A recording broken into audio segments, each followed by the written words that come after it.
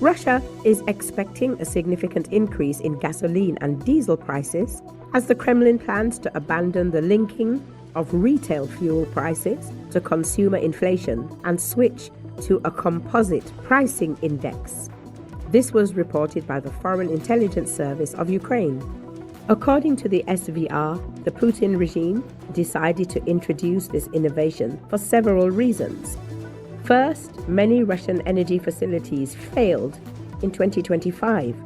Second, there is a gap between market retail prices and retail prices, which are maintained at roughly the same level by administrative means.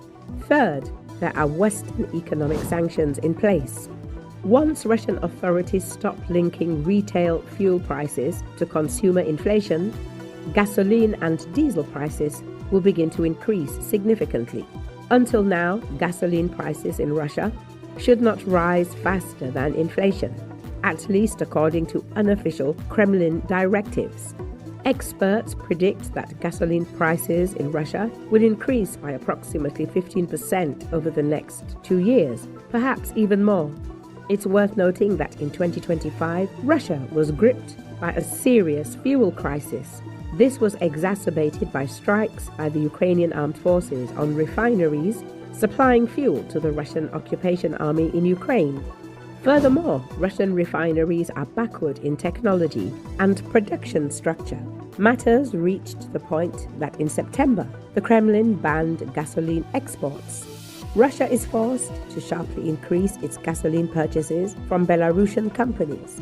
According to media reports, sales of gasoline from Belarus at the St. Petersburg International Mercantile Exchange increased by almost 50% in October of this year. This trend continues in November. Recall, since early August 2025, Ukraine has been conducting a long-range bombing campaign targeting the oil and gas industry infrastructure that fuels the Russian war economy.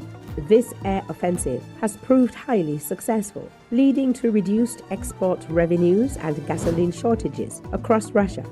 However, while what many Ukrainians refer to as drone sanctions are clearly adding to the Kremlin's economic woes, this is unlikely to spark any kind of meaningful domestic Russian opposition to the ongoing invasion of Ukraine.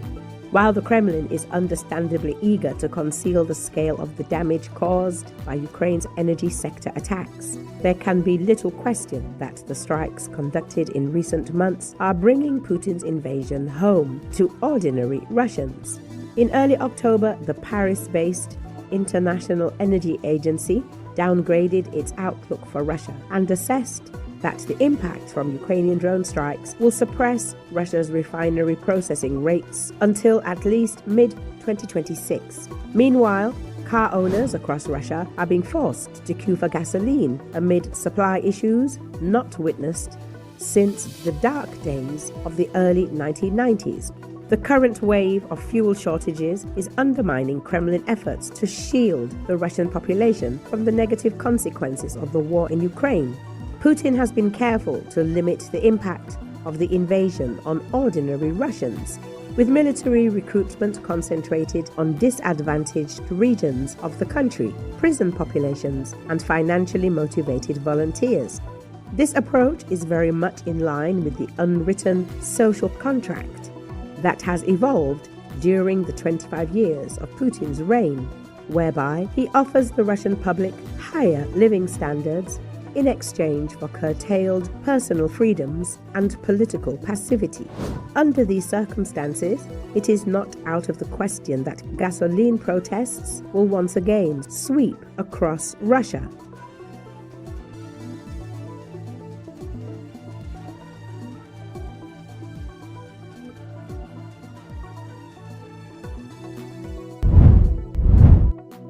A drone attack has been launched on a barrack in a military compound in Chechnya's capital Grozny, according to media reports published on Thursday. The barrack is located in the base of the 78th Special Purpose Motorized Regiment, known as Severokhmet, in Grozny. As a result of the attack, a roof of the barrack collapsed and one of the service buildings on the territory of the military compound on Kadyrov Avenue caught fire, according to Astra Ascent analyst who also shared the video footage of the attack.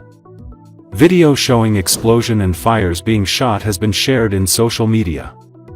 Earlier, activists of the opposition movement NIWSO reported that the Ukrainian armed forces struck the military compound. According to the channel, the location of the 291st Motorized Rifle Regiment in the Shatoysky district was also attacked. In Chechnya, reports mention attack drones striking the grounds of the Akhmetsever Regiment's military unit in the Baysangurov district of Grozny. Drone attacks have also been reported in the village of Bors, where military unit 65384, housing the 291st Guards Motorized Rifle Regiment of the Russian Army, is located. So far, there have been no official reaction from Ukraine or Russia Thursday's attack. It should be noted that Grozny is home to several bases belonging to pro-Russian Chechen fighters, known as Kadyrovites. The attack marks the fourth reported strike against Chechnya since Russia launched full-fledged invasion of Ukraine in February 2022. It's worth noting that Chechen leader and Vladimir Putin's ally Ramzan Kadyrov said in September that peace was only possible if Ukraine becomes part of Russia.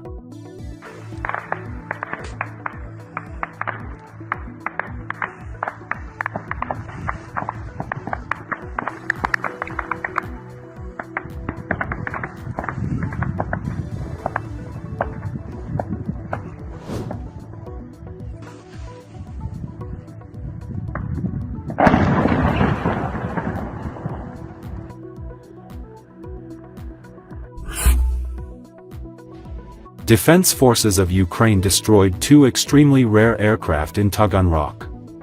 According to the Ukrainian military portal Defense Express, this was confirmed by satellite images published by the OSINT community Garbuz.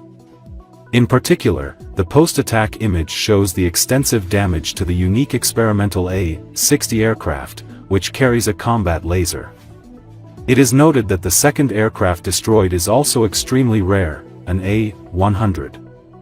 A satellite image taken before the attack confirms that it is an A-100LL.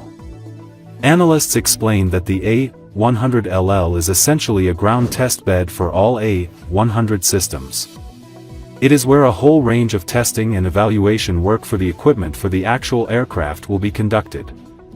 And this A-100LL is a crucial asset in entire Russian program to develop new AWACS aircraft to replace the A-50 and, most likely, to modernize the existing fleet. Attention should be paid to the radar antenna supports above the wing of this aircraft.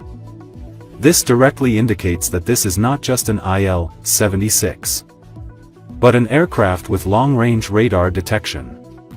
However, the A-100 can be distinguished from the A-50 and A-50U by an additional antenna located above the aircraft cabin, which is not present in the A-50-inch, Defense Express said.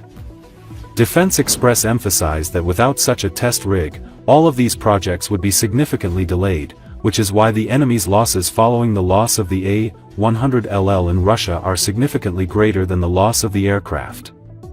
Considering that the A-100 Premier program in Russia was already on the verge of closure, the destruction of the test facility likely marks the final end to this Russian program, which Russia had been pursuing since the 2000s, with the promise of delivering the first aircraft in 2016, the analysts explained. Furthermore, according to NV, the hangars and production facilities of the TNTK aircraft repair plant were also confirmed to have been damaged. It was capable of servicing, repairing, and upgrading Tu-95 aircraft, which are regularly used in missile strikes against Ukraine. Satellite images from November 25 show a large-scale fire near the production buildings. As reported, on the night of November 25, units of the missile troops and artillery, in cooperation with the Special Operations Forces, the Navy's Coastal Missile Troops, and the Unmanned Systems Forces, carried out successful strikes on several strategic targets of the Russian aggressor. The aircraft repair plant TNTK-IM, GM Berev and the enterprise producing the Molniya UAV, Atlant Aero were damaged. The General Staff of the Ukrainian Armed Forces reported that during the attack on the TNTK plant, an experimental A-60 aircraft was likely hit. Bars jet-powered UAVs and Neptune cruise missiles were used in the attack. During 2023-24, the defense forces destroyed several A-50 aircraft at once, and now a unique test stand for the A-100 project has been destroyed. Defense Express suggests that after the latest attack, this project may finally die.